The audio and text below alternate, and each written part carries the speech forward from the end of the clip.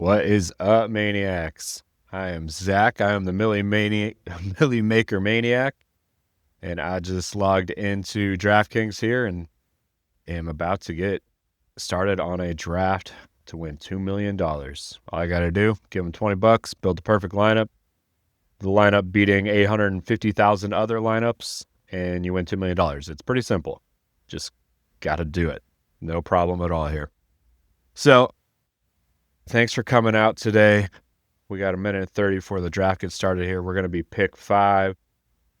In the last mock draft, we were pick 4, and we ended up building a CD Lamb team here. Depending on how it falls, kind of leaning towards going Hero RB.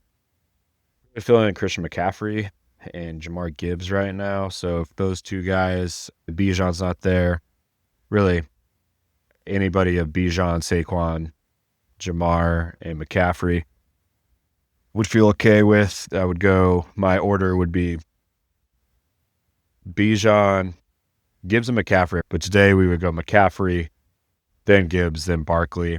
Obviously, Barkley was the guy last year. It feels weird to not be betting on him again. And it's not that I'm not taking him in drafts. It's just there is definitely a higher likelihood of injury when you're coming off a 400 touch season, and so many things just went perfectly for them last year. They're already dealing with some injuries on the offensive line. So I just think that last year was as good as it could have gone. Not saying that can't happen again. I think it's just unlikely. So I think what's more likely is he has a solid season, maybe misses a game or two, but he is a freak. So I think there's a good chance that he's built different than other guys in the past that have got that kind of workload and does make it through the year. But I think that it's probably somewhere around RB 3 to 5 rather than RB 1 is the most likely outcome, I think. So because of that, I've been pushing him back a little bit in my drafts. I got a good chunk of him early before I decided that was my stance on it. So I had plenty of Saquon lineups, so if he does go off, I'll be good. But moving forward, I kind of want to lean more into McCaffrey, especially with how good he's been looking in camp. Gibbs I really like, but he's gone now, so we don't have to worry about that. So it looks like it's going to come down to either Saquon or McCaffrey, and I'm going to go ahead and pull the trigger on McCaffrey here. We are probably going to be going Hero RB. We might go Robust RB. We'll see how it plays out. I'm going to go ahead and add the 49ers to the queue, as I do think that they are very likely to be one of the top 5 scoring fantasy offense in the league this year. They have a great schedule. Really, the biggest thing that's been killing them has been injuries. I also think that their defense is not going to be nearly as good as it has been in the past. They've had a lot of turnover there. So there's a good chance that they're in a lot of shootouts, and fantasy shootouts are the dream. That gives us the most fantasy points. I'm going to build as if I believe that Christian McCaffrey is RB1 and that the 49ers are a top 5 scoring offense in the league as far as fantasy points go. Within all that, that would make sense for Brock Purdy to have a big year. Like if that's the case, Brock Purdy at like a minimum throws 30 touchdowns, right? So we're going to build with that in mind. We're going to pursue George Kittle, and we're going to try to get either Ricky Pearsall or Jawan Jennings with them here and have our team revolve around the 49ers having a lot of success this year and being the team that goes off in Week 17. So in Week 17, they play the Bears. I don't love the Bears for season long. I think I think they will be better this year. I think they have probably be like in that 8 or 9 win range. I think he's probably going to have a better fantasy football season than he has. I think he'll probably struggle as an NFL quarterback a little bit this year. I think there's going to be some growing pains. I think he has what it takes to be good long term, but this probably is going to be a tougher year. That's the most likely outcome. I will try to get a few pieces of the Bears to correlate in Week 17, but I'm not going to do huge stacks on the Bears. All right, so we're coming up on who our other stud is that we want to draft to go along with McCaffrey. I think I'd go A.J. Brown here if he fell. We talked about the thought that if Saquon were to get hurt, what that going to mean is they would definitely have to throw the ball more. And even if he doesn't get hurt, I think there's a good chance that they're just in a lot more close games down the stretch. They had so many games last year where they like slow down in the second half of the games just to run out the clock or let the backups play for some amount of time. It was like a really good high school team. How they get to take second halves off. It was pretty impressive down the stretch there last year. But that's a pretty unlikely outcome to repeat exactly like that. I think the most likely outcome is that they'll be very, very good, but they'll have to throw the ball a little bit more this year. Teams always get up for playing the champs. So there's a good chance that they just throw the ball more. So we're going to try to build that stack as if that's the scenario that plays out. So we'll add them to our queue. They play the Bills in week 17, so we can add the Bills in here too.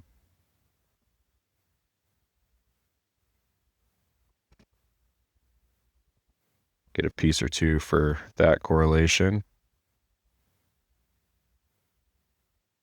Okay. So what I was thinking is I would actually reach. If Bucky falls to us, we're definitely taking Bucky, but that's unlikely.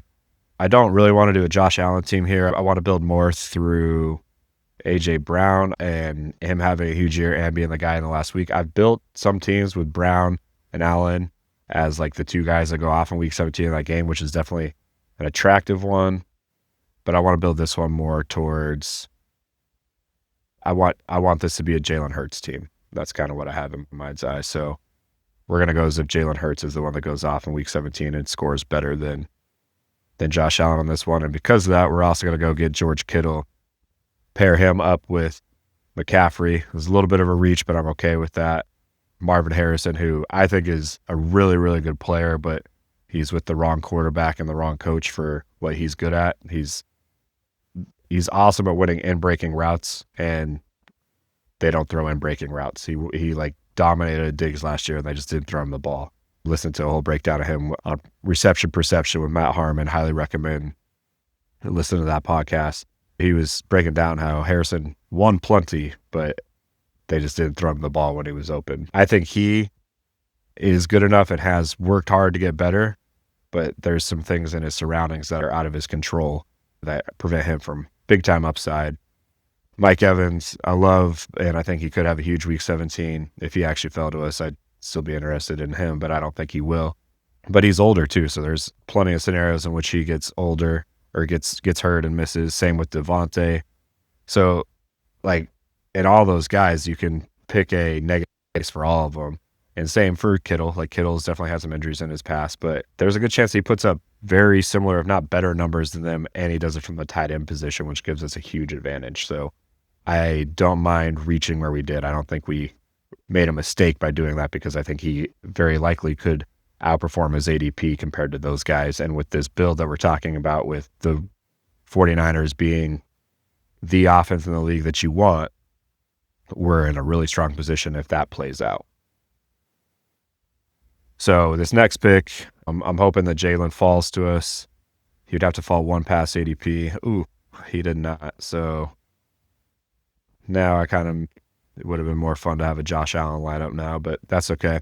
We're still in a really good position for Brock, but we're going to have to come up with some more stacks here. So there's DJ Moore is there. He would have nice correlation week 17. He's gone now, so we don't have to worry about that. We could either, the guys I'm thinking between are Jameson Williams, TreVeyon Henderson, because then we could get May later too, and I think he could be a stud, or George Pickens. I like that game in week 17 the best. I think Pickens and Williams are both likely guys to break out. I think Pickens might actually score more fantasy points this year, but that game against the Vikings in week 17, I like a lot, and I like Jared Goff to have boom games. And when he does, JMO is a guy that he brought along a few times last year. So we're going to go with the JMO route on this one. So we'll go here and get the Lions pulled up. Get them queued now too. We're going to be building a strong Lions lineup as well. And quickly add the Whoa. Come on, Peter. And we're going to get the Vikings going here as well.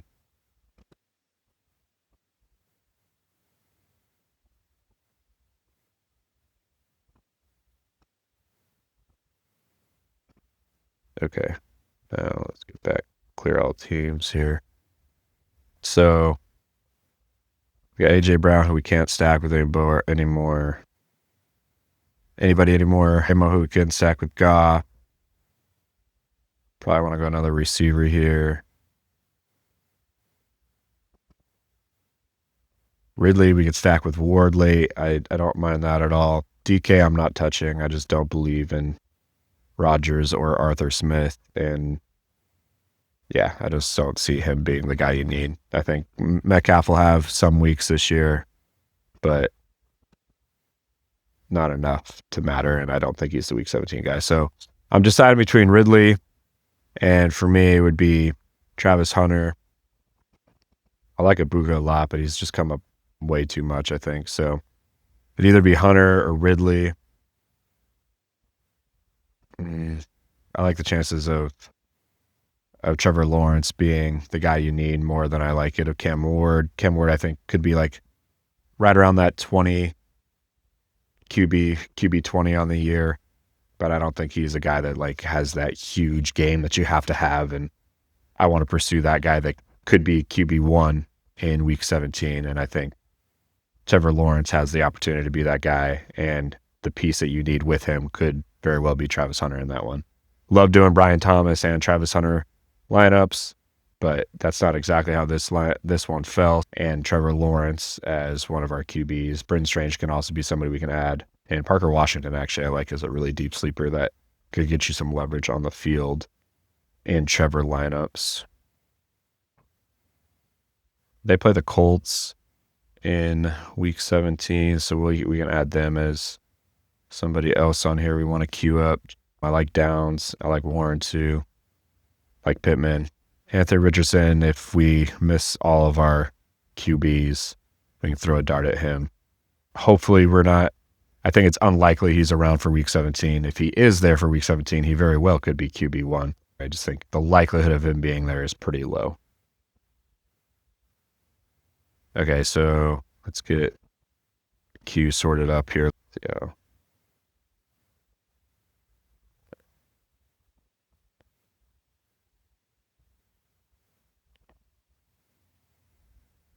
Okay, we're starting to get up here.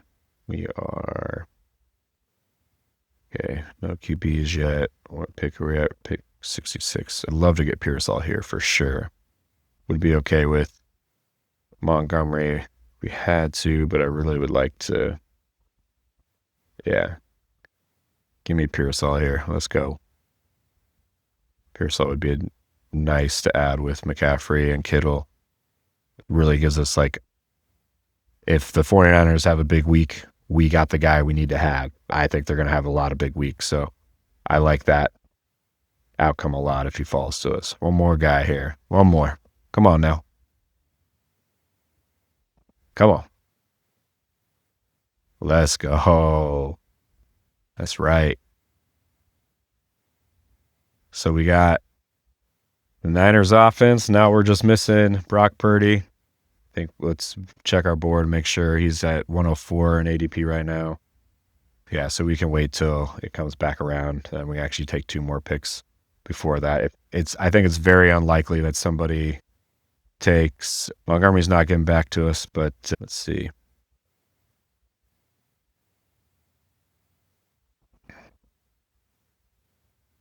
So nobody here like jumps off the page for me. Solid at wide receiver, but I'd like to get another good guy. I think I'm between the Jones we could also go with as well, Aaron Jones. But Jennings, I think, is too much of one team. Like, if it's a safe play, but to like give us the higher likelihood of multiple boom guys. Well, he's gone anyway, so we don't have to worry about it. But multiple boom guys. Jordan Addison's a guy that in that game versus the Lions, like, could you see a scenario in which Jameson Williams and Jordan Addison have a TD, a 50-yard touchdown each, and, a few other, definitely a couple of them could go for 2 TDs. They're like, that's not out of the realm of possibilities that they're the two guys you have to have. Obviously, both wide receivers 2s, but because they're with really incredible wide receiver 1s, they get a lot of coverage and they're really good players. So they have a lot of boom games. So I'm going to do that. Believe that Lions and Vikings game could be a little bit of a shootout, and these are the 2 number 1 pieces out of that game.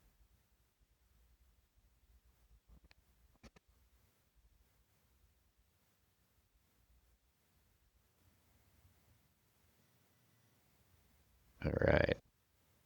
So probably going to go Purdy with my next pick and then hope Goff falls after that. We could go McCarthy with the next pick, or what I'm kind of leaning towards more is waiting and trying to get Trevor Lawrence. If anybody knows anybody at DraftKings, you got to get them to fix this. On Underdog, you can just click the rank filter and it'll sort everybody you have in your queue by that. Having to go through and do this one by one is pain in the butt. So spread the word. Tell them to fix that. We got to get that fixed. There's nobody here that it's like, oh, I need this guy. Like, I would like to have either Etienne or Pittman, but I would have him Purdy with locked up with all these 49ers. Yeah, I don't want to risk not getting that. Well, I mean, it is really likely nobody else would take him. Okay, I'm backtracking a little bit. I might take one guy here, but then we're going to miss out on Goff. We only have one piece, so that's not the end of the world. We definitely get Lawrence, and we could go McCarthy if we needed to. Okay. I think I'm going to actually, if Etienne's there, I think Etienne is the most likely out of that backfield. I like Tootin as well, but I think he's the most likely to actually be a stud out of backfield, and I really do believe in the Jaguars as that's what I'm going to do. I'm going to go Etienne here, then I'm going to go Purdy.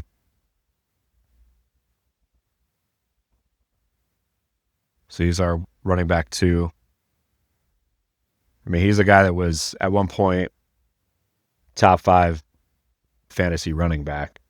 Obviously, he's not being drafted like that now. He's something like running back 40, something along that 35, something like that. He's way down there.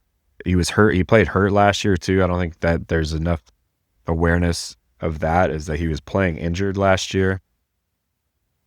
I just think with an offseason where he looks healthy in camp and everything's going well, that he's the good player, and Liam Cohen is going to get good players the football and make sure that they're in the offense.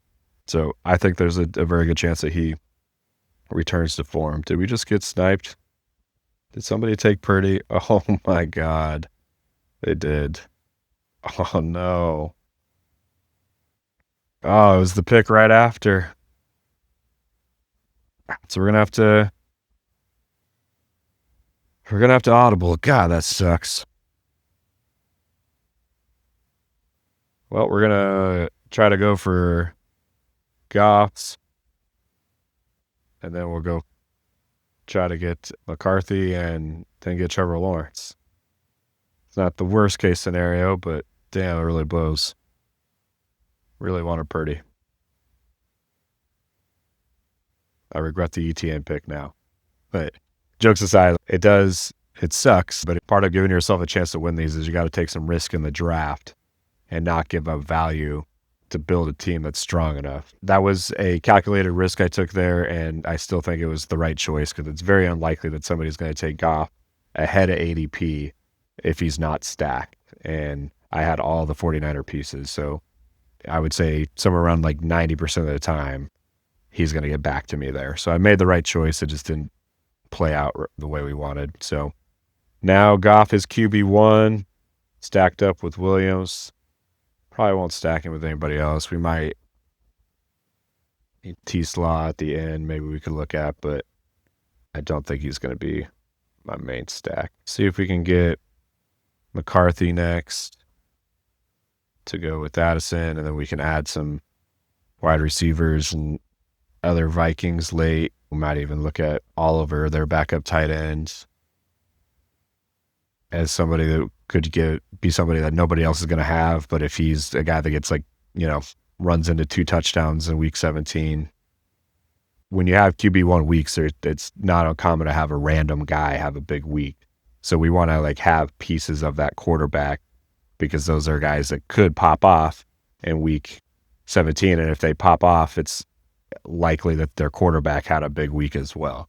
So those are the type of late round stacks that I want to put into place to give me a good chance at having that random guy that goes off because his quarterback had a big week. But definitely a bummer we didn't get Purdy. That would have really made this lineup feel a lot stronger, given us a much better chance at that week 17 pop that we need. If Purdy is QB1, this is a team that in week 17, this is a team that could be definitely in contention, but there's a pretty good chance that it's not going to be the winner, because if he's QB1, I will be losing points at the QB position, even though all my guys that were connected to him scored a lot of points. So I'd probably make a lot of money still, but it's not a lineup that would necessarily be able to win it if the 49ers are the team you got to have in week 17. But who knows? Maybe they score, McCaffrey goes off, and Purdy only throws 2 TDs, but both those TDs are to Kittle. And then Goff throws 4 TDs and 3 of them were to Williams. That's the scenario we want right there. There's our $2 million scenario. All right, so we're, again, hoping McCarthy gets to us here, and then he does not. And because it's fallen this way, if May gets to us with the next pick, we'll take May. May's a guy that we don't necessarily have to have stacked up. He's a very mobile quarterback. I think he has upside to be a guy that rushes for 800 or so yards. So when you have guys like that, they don't necessarily have to be stacked, because they can have big weeks and not throw any touchdowns, right? He could rush for 2 touchdowns and rush for 100 yards and just throw for 200 and no touchdowns. And that's a big fantasy week, but nobody came along with him in that. So he can also have games where he has guys come along with him. So we will still try to stack him with some players. But if you're in a situation like this where your stacks just kind of fizzled out and didn't go the way you wanted, we're not supposed to have Jared Goff is not supposed to be our QB1 at this point. But when that happens, if May is there, he's a really good guy to go after, because he's a guy that can have standalone value. He could be a QB1, and if we don't have any stacks, it doesn't kill us. There's not a lot of guys like that. Most of the other guys are the top 4 guys, right? So we're going to reach a little bit here, not by much, just by 5 spots to get Lawrence if he gets to us. Finally, a QB does get to us. So our QB room is full now. We got Lawrence stacked with Travis Hunter, and we got Goff stacked with Jameson Williams. And then we got Drake May stacked with nobody yet, but we will go get some pieces to add with him. We're definitely going to try to target Dammy Brown as well. So our breakdown right now is we did an elite tight end build and a hero running back. So we got McCaffrey as RB1. I actually really like ETN at RB2. I think he has top 10 upside. It's not the most likely outcome, but he's good. He's a good player. And I think if he's healthy this year and Liam Cohen decides that he is as good as he has been in the past, he could have a big year. So I like that pick a lot. It's possible he could be a guy that is nobody by the end of the year, right? There's a chance that he just doesn't have it, or he even gets traded. He's a guy that actually could end up on the Cowboys, I think, at some point during the year. Bashal Tootin could be the guy in that backfield. I've taken a lot of him. He could be the guy that doesn't get much work early, but then comes on late. But like I said, there's a scenario in which ETN is the dude. So we're playing it as if that is the outcome on this one. So I'm not going to take other Jaguars to try to guess right as far as taking out the other Jaguars running back. I'm going to play it as if he's the guy, and then I'm going to use those other picks that I would have taken on Jaguars running backs to play it safe on other upside guys that could also go off in week 17.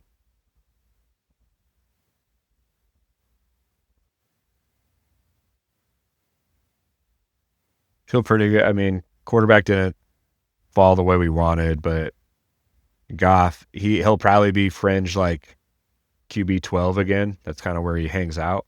But that's a very skewed QB 12. He's perfect for best ball because he'll have a lot of weeks where he doesn't score like any fantasy points at all. And then he'll have bunches of weeks where he's top 5.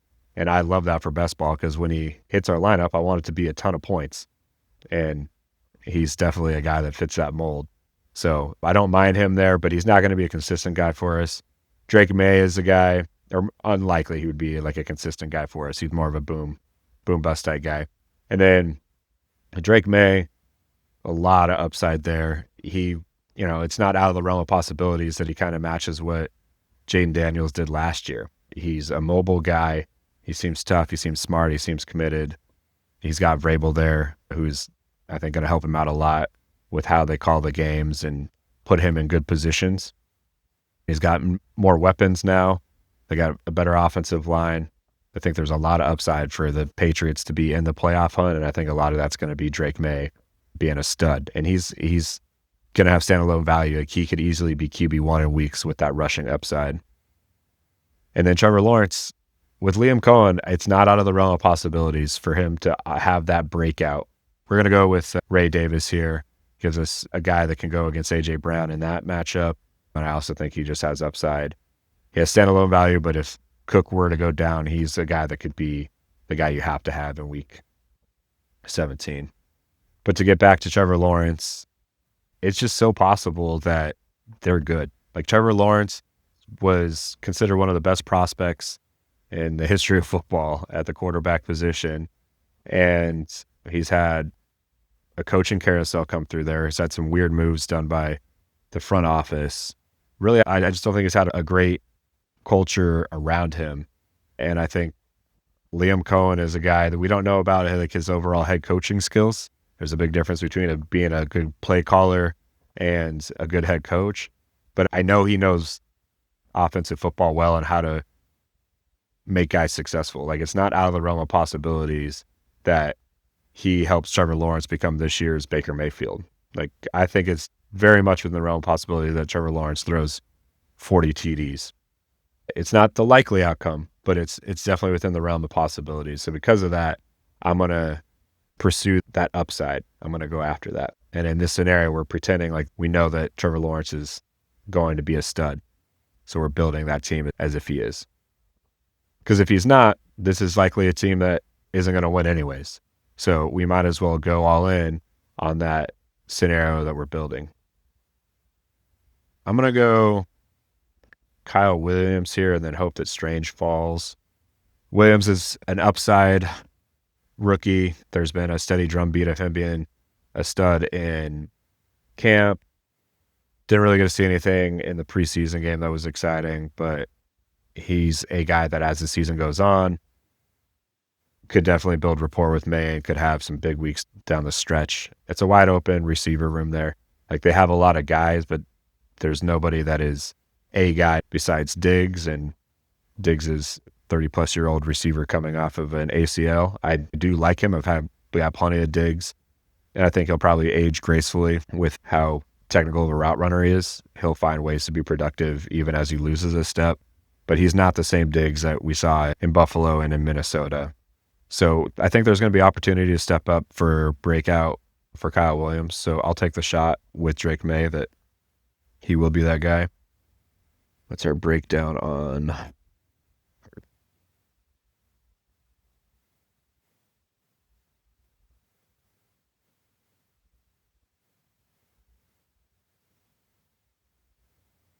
I do want to get Henry. Let's see how 173. It would be our next pick after this. He's at 71. He'd have to fall a little bit. Is there anybody here that I feel like I need to have? Palmer, I don't see boom games from him. And at this point, like if I'm going to take a guy, I want it to be more of like one of the like sacrificial X receivers that just runs go routes, but a few times a year gets that TD. And I just don't think he fits that profile. Yeah, I don't see like Garindo. If it wasn't a McCaffrey lineup, that's a guy that I like here. Same with Algier, somebody I like too. The obvious handcuff to, top 5 running back. So if there were an injury in either of those spots, there are guys that could definitely be studs. So, but Henry, we don't have tight end 2 yet. I think we'll probably just go 2 tight end on this one. And we'll have Kittle, who we're betting that he's going to be a stud throughout the year and be healthy. And if that's the case, he'll hit our lineup pretty much every week. Him alone will get us the tight end production we need to make the playoffs. So we don't need to add another tight end here. We'll just do Henry, and then we'll use that extra roster spot to chase upside at running back or receiver.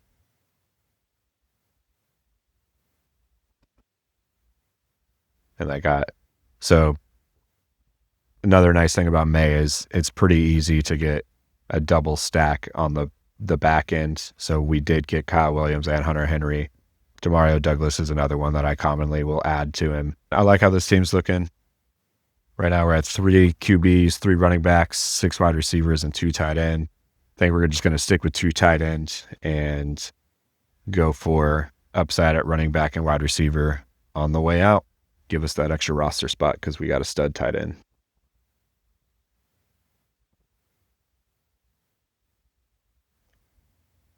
If Palmer comes all the way back around, I'll take him just to get a little bit more of a bill stack with Ray Davis. He's gone, so that one is no more. I'm not going after Jerome Ford. If I'm taking a Browns running back, it's Sampson. Even if Ford is the starter for Cleveland all year long, it's like he was that last year and he never did anything. So why do I care? That's my thought on it. He's just not going to, even if he is decent, he doesn't do enough and to make any difference in best ball. So I am out on that. So I would I'll take Algier if he's still there. Most of the time, if I didn't have McCaffrey, Garindo and Algier would be a decision. I would kind of go back and forth depending on how my team looked in the different matchups I had. But I believe that McCaffrey is going to be healthy all year with this lineup. That's the story I'm telling. So I will take Algier here if he falls.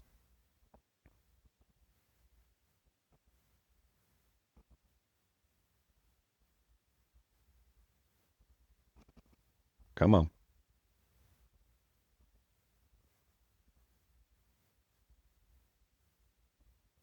All right, so we got Algier. That's another nice piece. Obviously, he's got Bijan in front of him.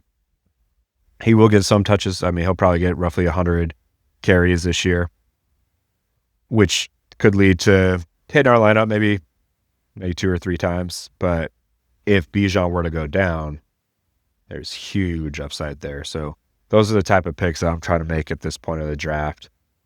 Pierce is a guy that is interesting here because he would be correlation to the Jacksonville stack we have. Well, he's gone now, but he's a guy that for most weeks is going to be irrelevant. He's kind of what they call a sacrificial X receiver who basically just run go routes. I think I mentioned that a little earlier. Most of the time, those guys are just basically trying to pull coverage away to open up the underneath routes. But if you're running go balls, right, eventually there's going to be a blown coverage and there's going to be some touchdowns scored there. So those are guys that can kind of come out of nowhere and score, have big weeks. So those are guys that I like for best ball if I feel confident about my receiver room. Like if I am not relying on him hitting my lineup throughout the season, but I'm just really looking for a guy that maybe once or twice hits the lineup and then gives me that chance at that week 17 bump, then that if I feel good about my receivers, then I'll take that guy. If I don't feel good about my receivers and I need like somebody that I can count on giving me like 4 to 5 weeks, then I'm going to go more after like a Ray McLeod or something like that, who is likely to get a lot of targets and have like a lot of 5s for 45 games. Like he'll at least give me some points, whereas the other guys were looking for upside. So you just have to look at how the lineup is playing out and gauge on like, do I need to get somebody just to get through the season to get me to the playoffs, or do I have those guys already in the stable and I can go after that upside? Just have to balance that. I would love to get Shipley here if he falls. Same thing as everything I was just saying about Algier is the same for Shipley. I think he'll be right around 100 carries if Saquon's healthy all year. If Saquon isn't healthy, A.J. Brown is likely to have a much bigger year. And obviously, if Saquon goes down, then Shipley becomes a very relevant running back piece. So he's a guy that would instantly be a top 20 fantasy running back asset behind that offensive line and that offense.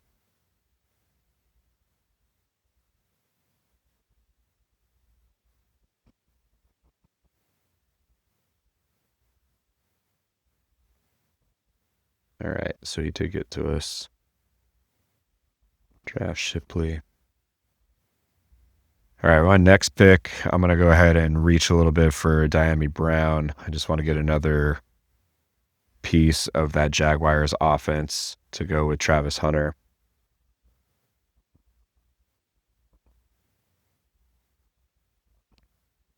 There's guys that I like in this range, but I just want to have more chances with one of my quarterbacks. I'm trying to give myself 3 chances at one of my quarterbacks being QB1. And if they're QB1, who are they bringing along with them? So the larger percentage of targets that I can have on my team gives me the higher likelihood of having the player that's going to have the biggest fantasy week and that player that I need that goes along with my QB1. So to me, there's none of these guys that I'm passing on that are worth more than that upside that comes with having a pass catcher for one of my quarterbacks.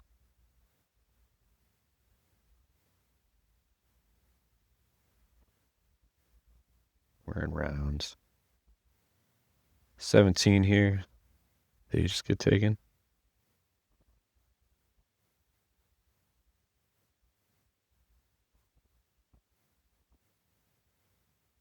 No. No, there he is. All right, we're good. Panicked. All right, so we got him. Gets our receiver room up to 7 guys. Let's look at who all we got here. Let's pull this up a little bit. So we got A.J. Brown, Jameson Williams, Travis Hunter, Ricky Pearsall. Man, remember when we used to think we were getting that Purdy stack? What a shame. But we got Jordan Addison, Kyle Williams, and Diami Brown. Feel pretty good about that room. Might try to add Adonai Mitchell here.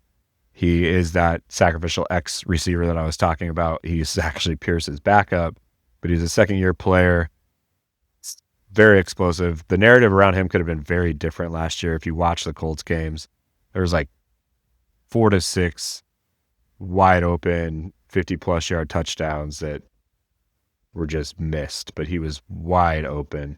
If he catches even just 2 or 3 of those, I think the narrative about his rookie year is very different.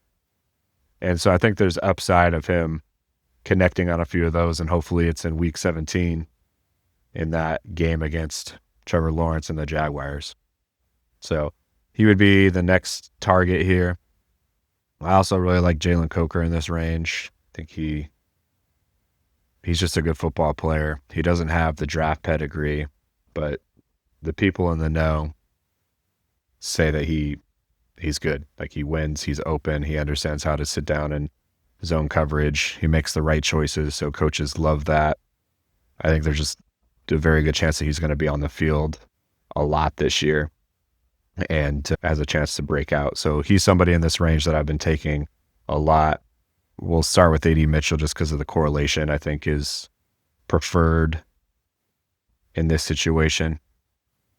We want to give ourselves a chance at having the player on the other team. If there's a shootout, we need to have players from both teams, right? So I think Mitchell is a guy that in a shootout type environment, maybe Daniel Jones is the quarterback at that time of the year. that, say it's a 35-28 type game, the Colts are having to come back in. Like, they're definitely going to throw some deep balls, and one of those that they could connect on could be to Mitchell, or maybe even two of them. So he's definitely a player that makes sense to add to this team, because that game flow that we're hoping for puts him in a situation that is very likely to happen, that he runs deep routes. There's a good chance that he is a guy that catches a deep ball.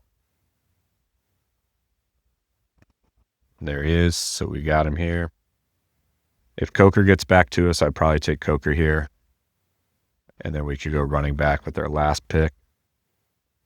Getting a 6 running backs. That's where I like to be. Again, we're going 2 tight end here. Most of the time I do 3 tight end, but when you're building an elite tight end, it does give you flexibility to just rely on that one player, outproduce the combinations of a group of 3 tight ends by just their weekly production if they stay healthy. So if George stays healthy, which is what we're building this team to be, we're good at tight end. We don't really need anybody else except for that bye week, which I think I might have messed up on. Yeah. Okay, we're going to have to add another tight end.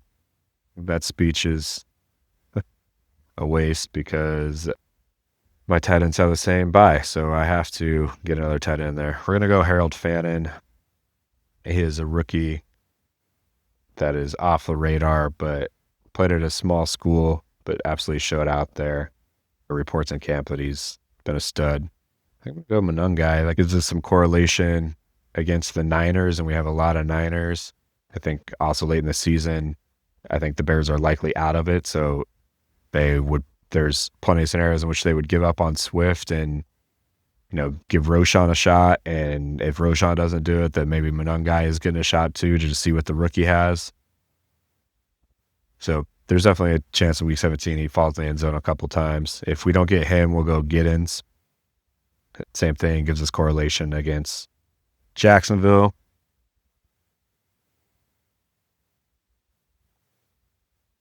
Yeah, we'll go Manungai.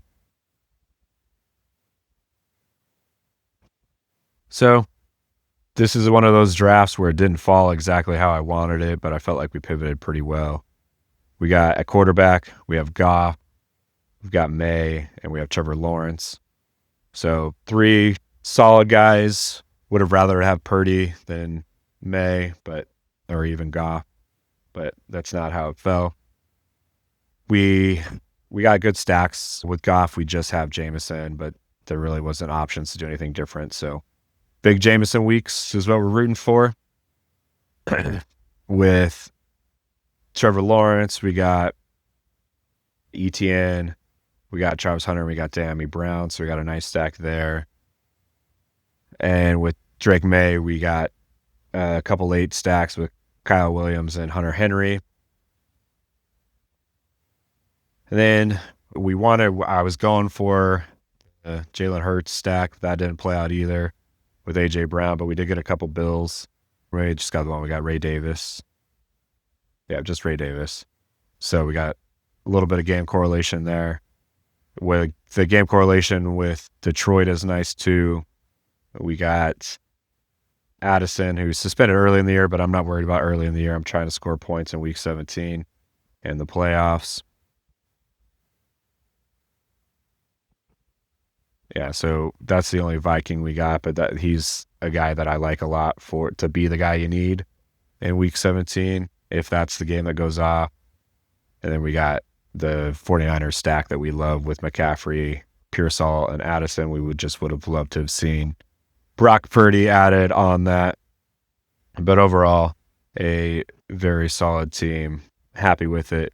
Would have liked a few different outcomes when it comes to quarterback stacking. And I wish I would have recognized that Hunter Henry and George Kittle had the same bye earlier, so I didn't have to go another tight end. But who knows? Maybe Harold Fannin is the guy we need, and it's a happy little accident. Obviously, y'all can ask me any questions you have in the chat. I'll respond to those or in the comments. You can send me if you have specific questions you want me to answer or talk about on one of the mock drafts coming up.